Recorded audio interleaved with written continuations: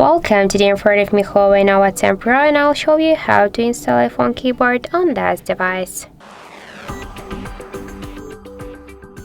So first let's open the app gallery, and here in the search bar we should enter green Apple keyboard.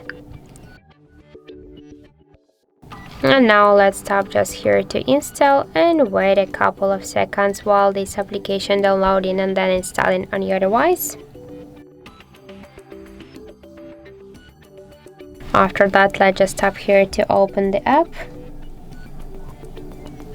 And here click enable in settings. Now near green Apple keyboard, click once on the switcher, tap twice to OK and go back. Then click here to switch input methods and switch your currently keyboard to the green Apple keyboard.